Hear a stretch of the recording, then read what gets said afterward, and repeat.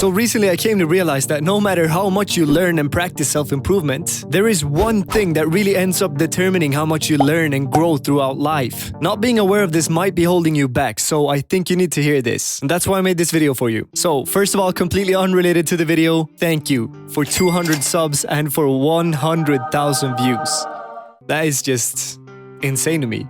I don't even know what to say. These are more than 200 people that are willing to grow and put in the work, and I am so happy to be able to help you with that. And also, like, 100,000 views is way more than I thought I would have in 3 months. So thank you. And also I want to apologize for my face. I got beaten up at MMA practice as usual. I wish I could say you should see the other guy, but I mean, he looks pretty fine. I mostly just got beaten up. And I'm bulk recording videos, so I'm shooting 6 videos today, and I'm gonna look like this the next 6 videos. So yeah.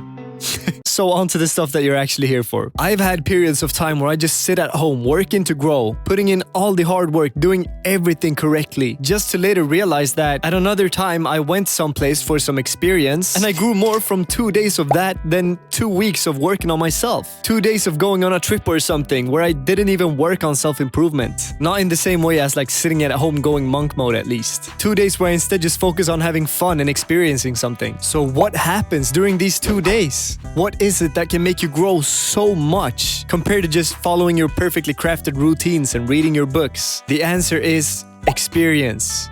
Real life experience. We tend to miss out on this when we go full monk mode on self-improvement. Experience is what makes you grow, because that's when your skills that you've been working on so hard actually get put to the test. And that makes you realize that 90% of the shit you learned are things that you barely even know how to use properly. Talking to people, for example, you can read all the books, Charisma Myth, How to Win Friends and Influence People. But when you start talking to people, you forget 99% of it, and then suddenly you're just standing there talking, doing your best to figure out what to say. I think it was Joey from Better Ideas. He said something like how it's better to chop your way through the world with a shitty old sword than to sit at home all day long just sharpening the same one without ever using it. This I've always agreed with as a concept, but I've really seen it the last few times I've gone on trips and overall had these experiences. I went to Poland with a good friend of mine last fall, and I still think about the way I interacted with some of the random people that we met there and what I learned from it. Real life experience, especially traveling if you're not just laying on the beach. It's such a powerful thing because you're just bombarded with these new impressions, and compared to your day-to-day life, it's night and day. So you tend to get a lot of good perspectives, and according to me, this is a great way to improve, especially socially, because you may have a certain amount of social interactions in your day-to-day life, but when you go someplace you haven't been, or somewhere you usually just don't go, you meet all these new people and you really get to practice things like conversation skills. But this doesn't only go for traveling. You also need to actually go for these things in your day-to-day life. And I'm still mostly talking about the social aspect here, meeting people.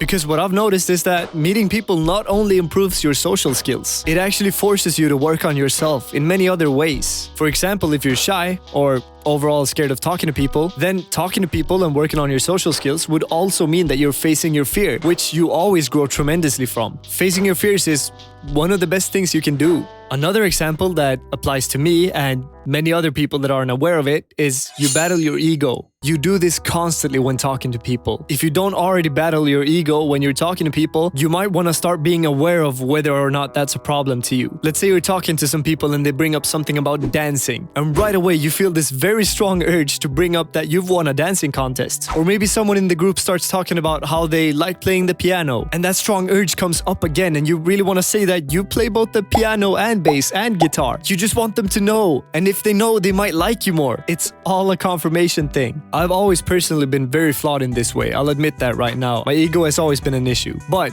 however, my point is that you grow so much from just getting out there in the world and meeting people. Just getting out there to experience things. To end up in uncomfortable situations, because that's when you learn the most. So don't forget that. You grow from experiencing things. You need to balance self-improvement, sitting at home reading all these books, journaling, with actually going out there and seeing the world. So get out there. Have fun, meet new people, screw up, embarrass yourself, and learn from it. And grow. That's how you earn your sleep. And by the way, subscribe to my channel. It really helps me out. Please and thank you.